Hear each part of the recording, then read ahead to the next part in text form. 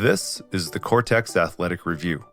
I'm your host, Evan Kurylo, and each week I dive into the research to distill and relate sports science and psychological peer-reviewed literature to modern-day coaching and athletic development with a slight bias to hockey goaltenders.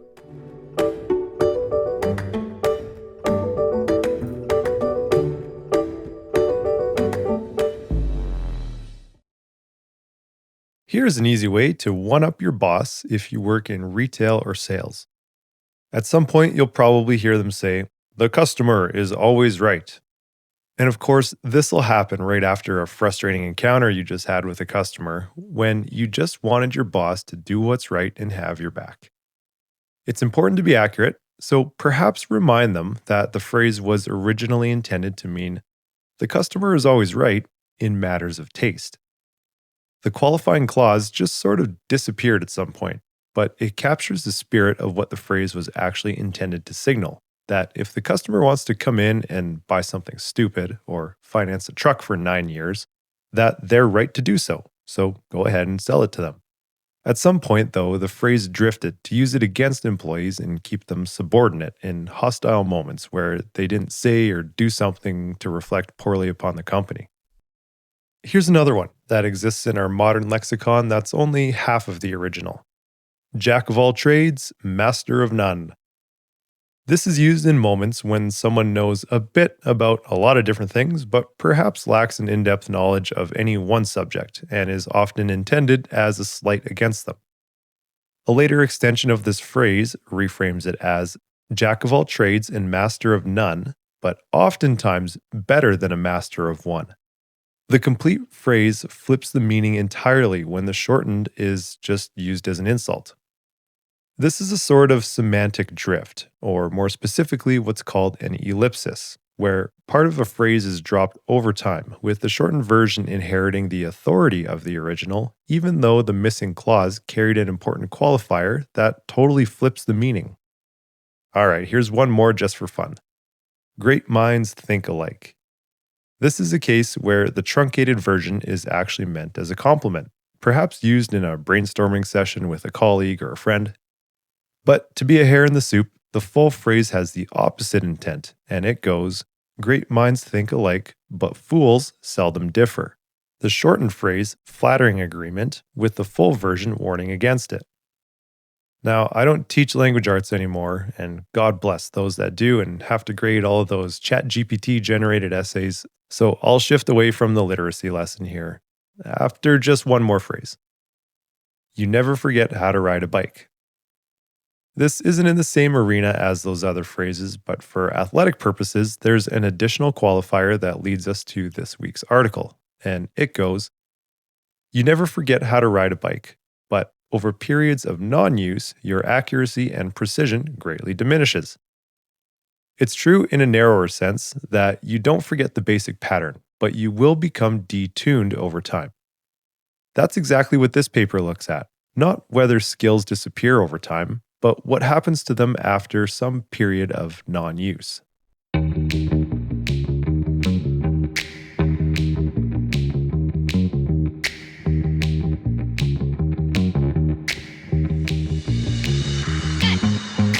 This paper caught my attention because it intersects with a few questions that keep coming up in sport. Ideas like calibration, rest versus rust, and how much time away is actually helpful versus harmful. This naturally leads to questions like, how big of a rest window should athletes avoid in the off-season? 1 week, 2 weeks, 3 weeks? What type of training frequency should we look at for maintenance? And what type of training frequency or volume should we look at for adaptation, otherwise known as gains? The article this week is a 2025 meta-analytic review looking at what happens to procedural skills after periods of non-use. This is not a single experiment, and this is not a small sample either. A meta-analysis, meaning the authors systematically pulled together results from hundreds of studies across sports, medical, military, transportation, and laboratory tasks, and modeled how skill changes as a function of time away from it. The paper is titled Procedural Skill Retention and Decay, and it was published by the American Psychological Association. The authors, Christopher Tittel and Philip Ackerman, are both researchers with long track records in human performance, learning, and skill acquisition. And this paper represents one of the most comprehensive attempts to quantify skill decay that we currently have.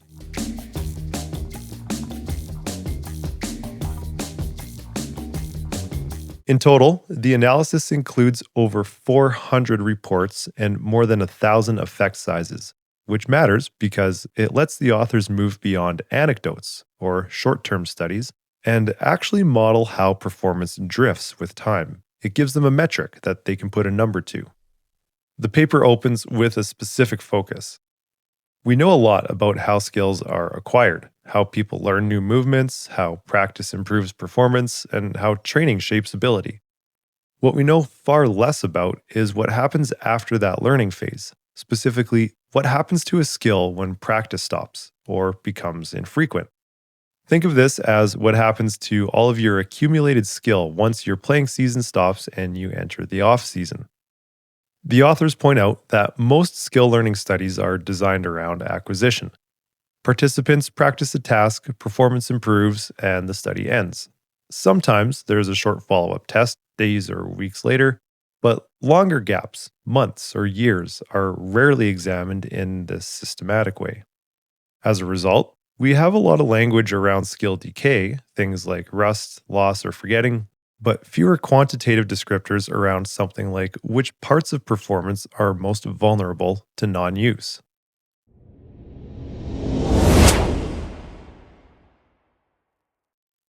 The focus of this paper is on what the authors call procedural skills. These are skills that are expressed through action rather than explanation, things like timing, coordination, and execution. Importantly, the authors aren't asking whether procedural skills just disappear. Instead, they pose a narrower and more practical question. How does the precision of a well-learned procedural skill change as a function of time away from using it? In other words, which aspects of performance are more susceptible to drift when a skill is not being used?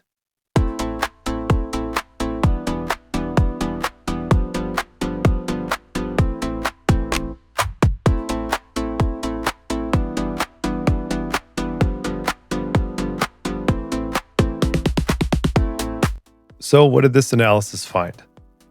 The first broad finding, something I'm sure we've all experienced, is that procedural skills do show measurable performance decline with time away from use.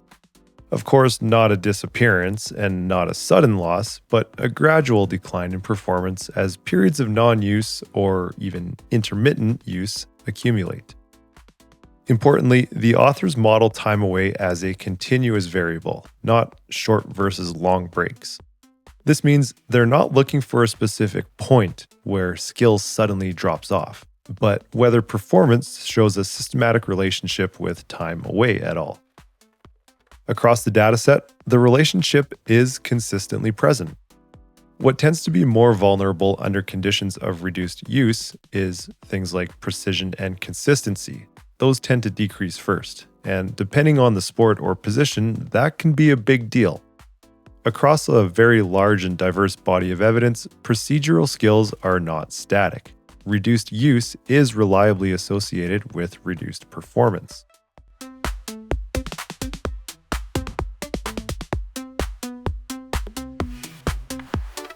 The paper does not assume that decline is linear, and it does not suggest that all aspects of performance change in the same way.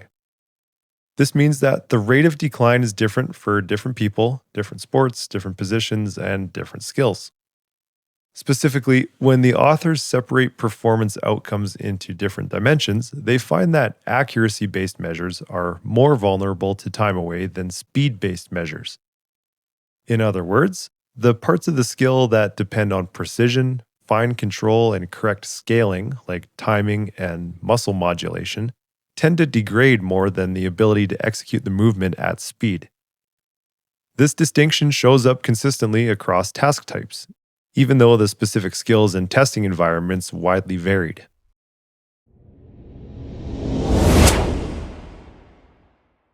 Another finding is that procedural skill decay is influenced by how the skill is used, during the retention interval.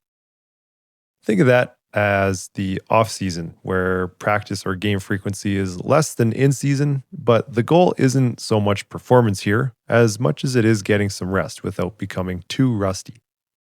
It suggests that skill drift is not simply a function of time passing, but of reduced engagement with the task.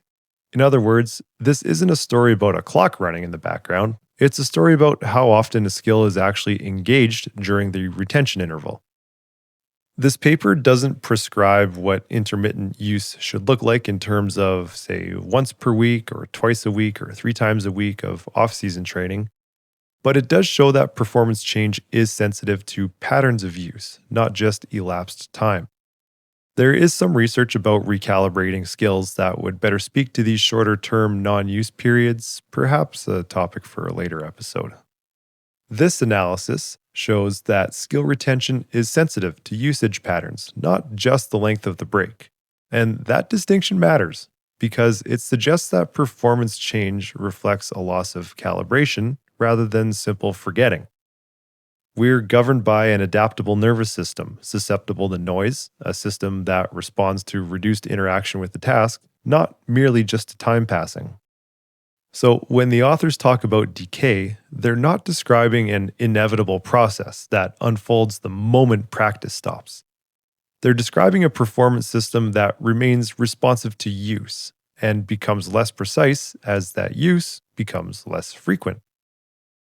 Procedural skills are durable, but they are not static. They're not a set it and forget it.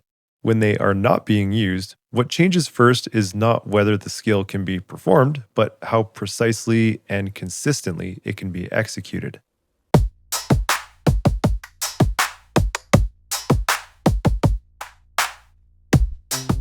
I have to be honest here. I felt a little bit underwhelmed after exploring this paper and scripting the findings and hearing everything back. It seemed like a huge study and a lot of work just to tell us something that already seemed pretty intuitive. I even wondered if there was something that I missed, like it was a 41-page meta-analytic review on hundreds of other studies, and not to invalidate the work of the authors, I'm speaking purely from the perspective of a coach looking for something to implement. But I realized there are a couple of things to consider. This was never intended to be a discovery research. It wasn't identifying a new mechanism or proposing any new learning theories or anything. What it did was collapse a couple decades worth of scattered findings into a robust and coherent signal. It's not super exciting, but in the world of athletes, it is powerful. Even though the findings feel kind of obvious, it's doing a few things beneath the surface here.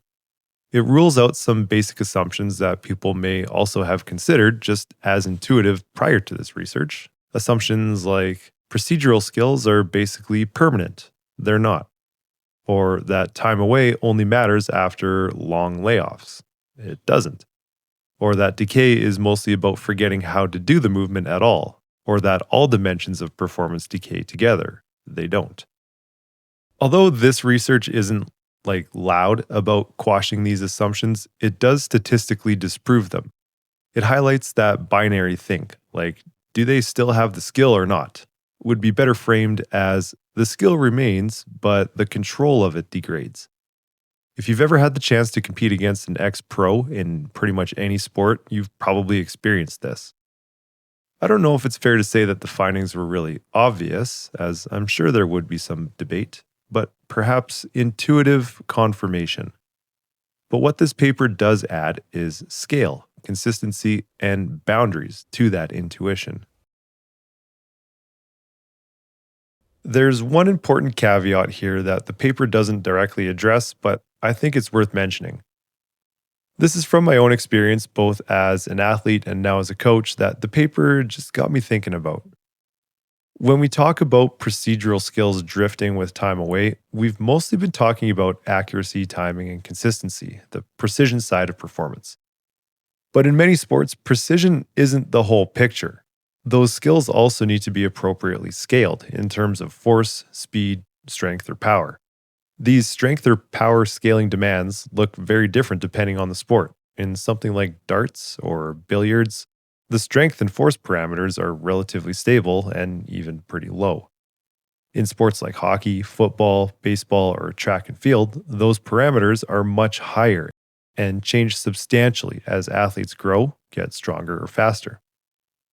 My thought was this: time away from practice doesn't just risk a loss of precision, it also does nothing to help an athlete recalibrate their existing skills to a changing physical system. Younger athletes, especially around their puberty years, are constantly experiencing the sport from a completely different body as their bodies are growing at a rate substantially higher than any other point in their life. Even if the underlying movement pattern is retained, the athlete may need to rescale how much force, speed, or strength is applied when they return to regular training, because the system they're controlling is no longer the same. This paper doesn't measure that process directly, but it is an important contextual reminder. Retaining a skill and expressing it at the right scale are related but not identical problems.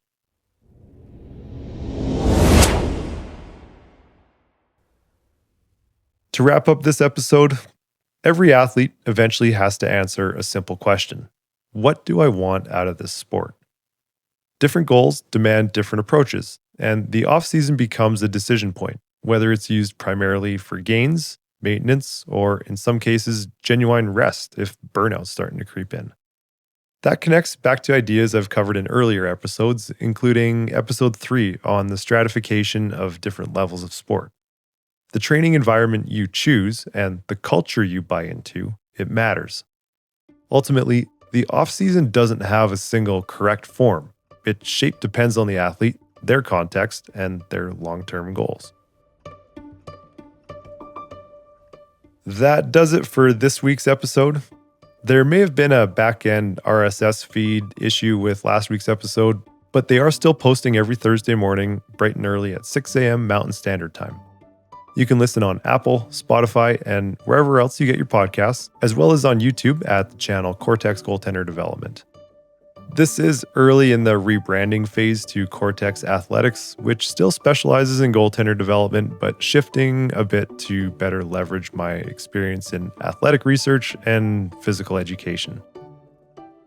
I'm Evan Kurylo. This is the Coretex Athletic Review. Thanks for listening, and stay out of your own way.